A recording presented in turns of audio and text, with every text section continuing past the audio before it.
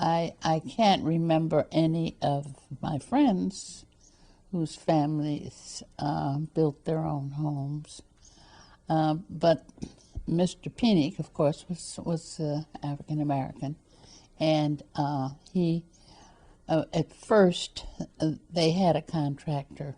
My parents had a contractor, and he was not very good, and so they turned to Mr. Brummel Penick, and he met their needs. Then there weren't any in the block we lived in where the families built their own homes, but I'm sure there were some in other parts of the West Side.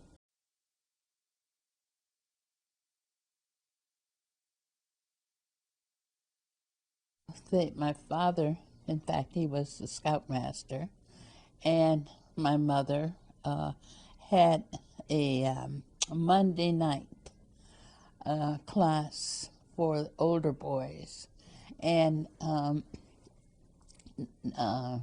Dr. Adams of Hartford, every time he sees me, he says, "Oh, here's Miss Beulah," and it was my mother's name, and he said that he remembers so well her gathering the boys in the neighborhood, whether they were members of the church or not, and keeping them on the straight and narrow path. That's how he puts it.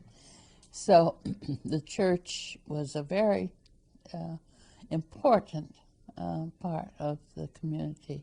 And of course, not just St. Cyprian's, but all of those churches that I mentioned earlier were very important in the community.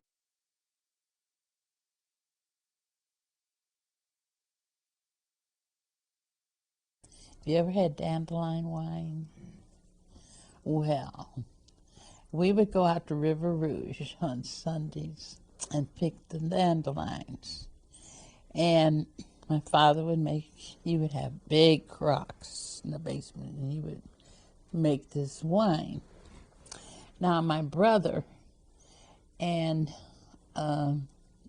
his good buddy, Henry Talbert, would slip down and take cups of the wine, and then they would replace it with water.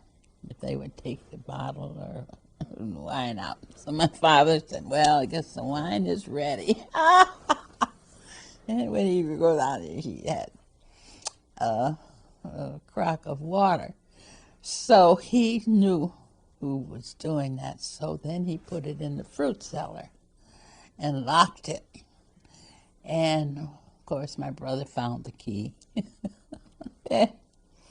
And he and Henry, oh, they were so funny.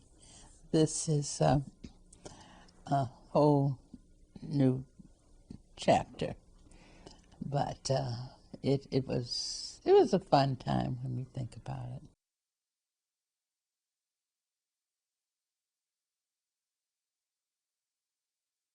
My mother, I came home and told my mother I didn't want to go to the library anymore at Columbian. And she said, "What? And I'd love to read." I said, "But I'm not going to the library anymore. The teacher always gives me this one book to read." And so she said, "Oh, really? So what is it?" And I told her. She didn't say, "Well, I'm just going up there, and get at the." But the next day she did. She went to the school and she asked the librarian to let her see the book that she always gave me. And the librarian was pleased. She thought that my mother was pleased about this. And she did. And she gave her a little black sambo. So Mother said, "Thank you. I'm taking this to the principal," which she did. Miss McKinney. They called them the Seven Devils. There were 7 principals that were really strict and very hard on the students throughout the school system. There were just these 7, and Miss McKinney was one of them. And so Miss McKinney Mother said, I'm taking this book out of your library, and if there are any more, I suggest you remove them, because this is certainly not making my daughter happy, and doesn't make me happy. It doesn't really give her anything of any consequence. She's not learning anything from this. So I credit my mother with taking the first book out of the public school library.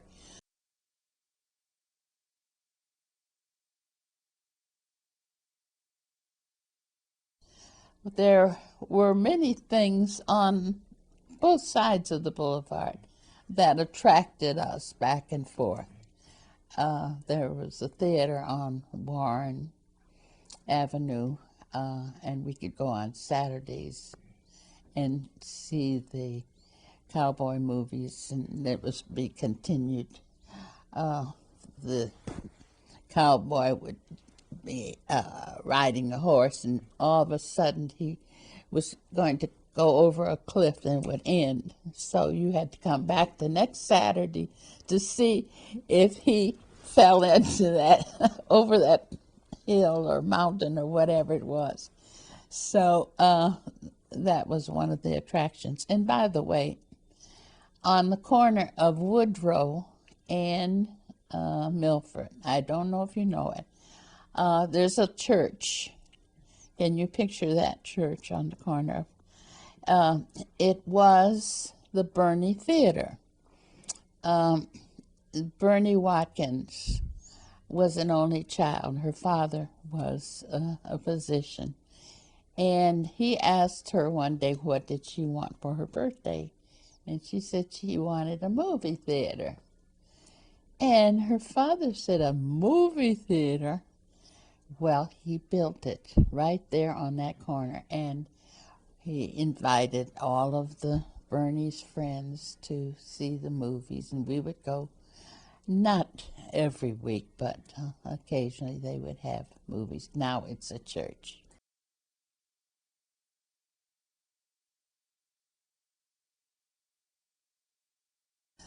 Well, my father was a barber, and his uncle had come to Detroit from Philadelphia and had a barber shop.